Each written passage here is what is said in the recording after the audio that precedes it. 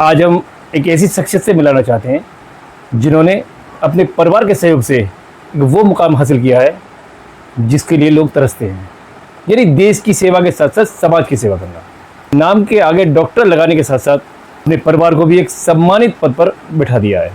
आइए हम उनसे बात करते हैं कि उन्होंने ये डिग्री जब हासिल की तो उनके परिवार ने किस तरह से सहयोग किया, किस तरह से उनका साथ दिया। पर हमेशा से ही सभी जगह ये देखा है कि हाँ, डॉक्टर को बहुत रिस्पेक्ट मिलती है।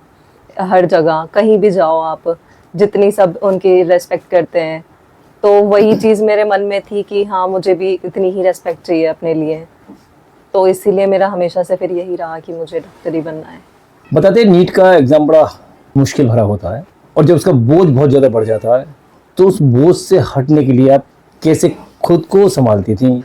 नीट वो डिफ़िकल्ट तो है क्योंकि प्रेशर बढ़ जाता है उस टाइम पर जब हम नीट के लिए प्रिपेयर कर रहे होते हैं। बाकी सभी अपने कॉलेजेस में बिजी हो जाते हैं फ्रेंड्स, तो उन्हें देखकर प्रेशर भी बढ़ता है। तो उस टाइम पर शेड्यूल यही रहता था।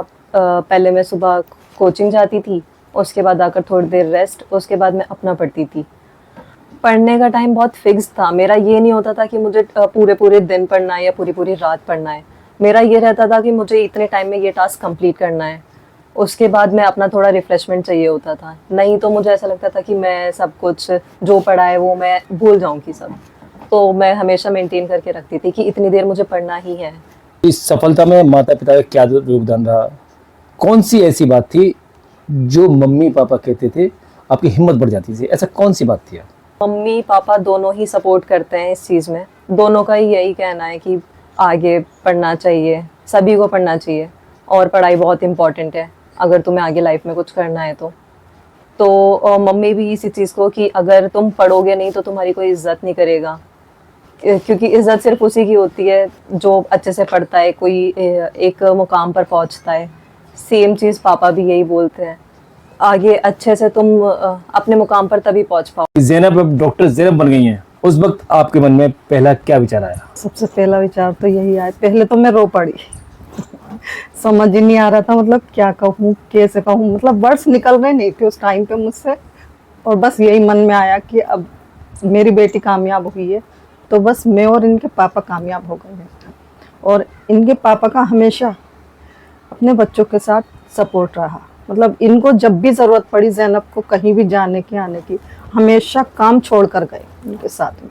और अब भी मतलब कभी उस पल के बारे में सोचती हूँ, अब भी रोना आ जाता है मुझे कि मेरी बच्ची कामयाब हो गई, अब मुझे सुकून है।